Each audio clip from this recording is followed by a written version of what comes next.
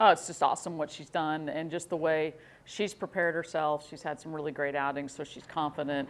We're just all really excited for her, and just know that, when your last 3 outings are beating Ole Miss, Texas A&M, Ohio State, those are 3 really, really good offenses. And so just to kind of, have that, notch in your belt, I think gives her a ton of confidence.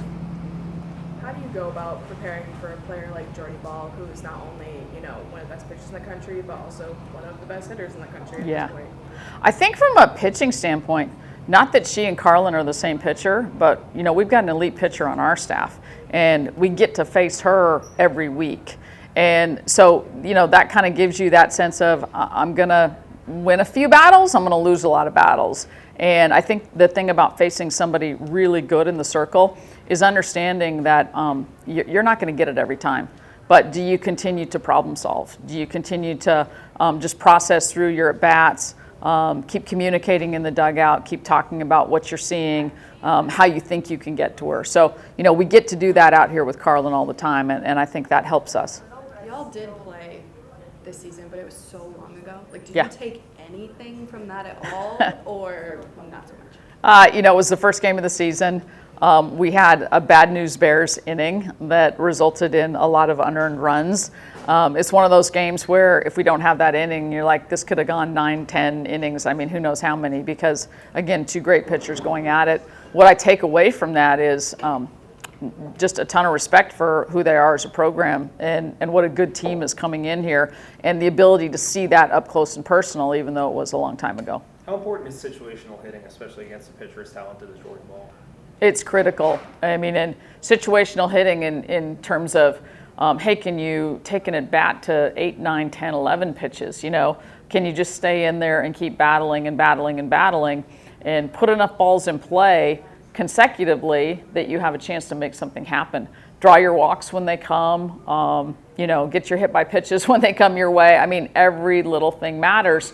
And, we talked this season a lot about buying into those little things and celebrating those little things. And this is the weekend it's going to be most necessary. Why is it, do you feel like Sage has really come into her own at the end of the regular season and then over the last week in regionals? Sage never stopped working, even if she had outings that weren't her greatest. She's really hard on herself in the bullpen, very demanding of herself.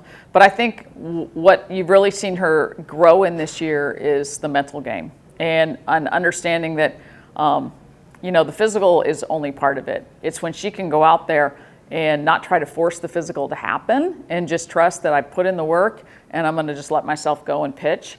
And the more she does that, the more she understands that that's the key. And that's what we saw this past week against Ohio State. She admitted, I didn't even have my best stuff, but she had her best stuff in between the ears, and that's all that matters. As the offense looked a lot different last weekend compared to, the games leading up to the tournament. Just what did you see out of the offense that you really like that makes you feel confident going into games that could turn into pitcher's duels? I saw hitting and production throughout the lineup. And that's so important for us because we've got a lot of young people in our lineup. We have 3 true freshmen.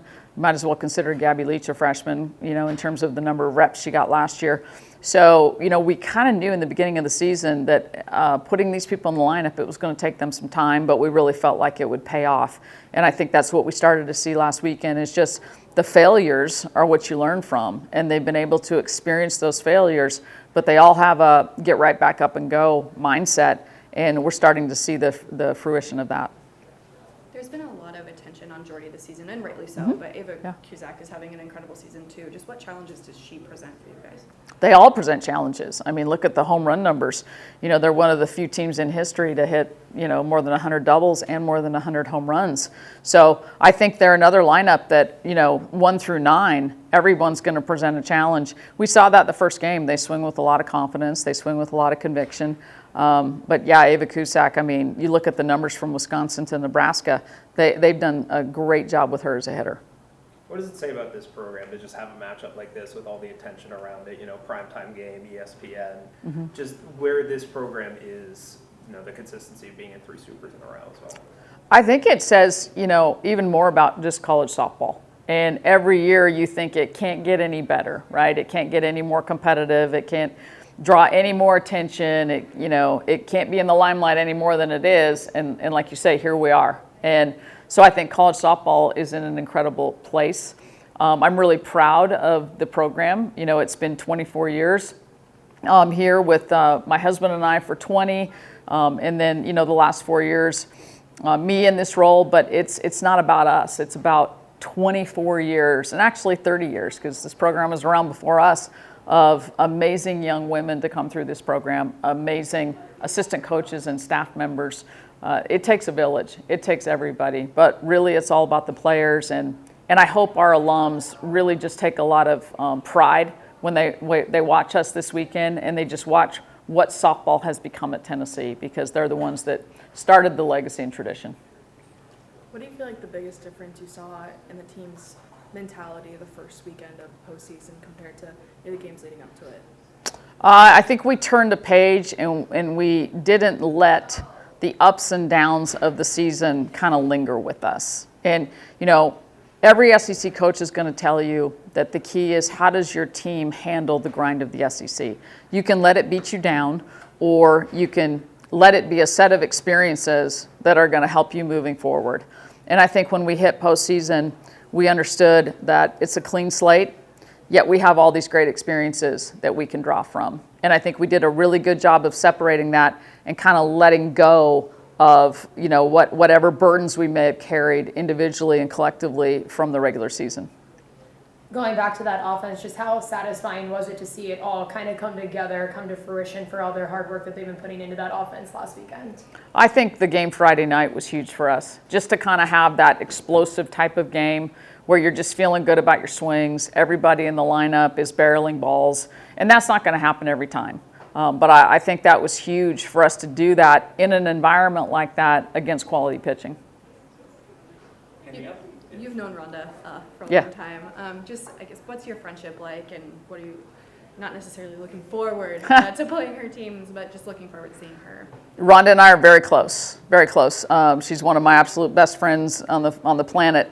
I think we both have the same perspective on this weekend, that we're going to love the fact that we get to play each other, because it's two programs that you know are going to go about things in a first-class manner, and it's all going to be about the athletes on the field. But we hate the fact that one of us isn't going to get to move on to Oklahoma City. So, you know, it's always a little bit interesting playing people that you are close to and certainly have a ton of respect for and how they go about their business. But when we get out there on the field, you're not going to find two more fierce competitors than me and Rhonda. All right, thank you guys. Awesome, thank you. Thank you.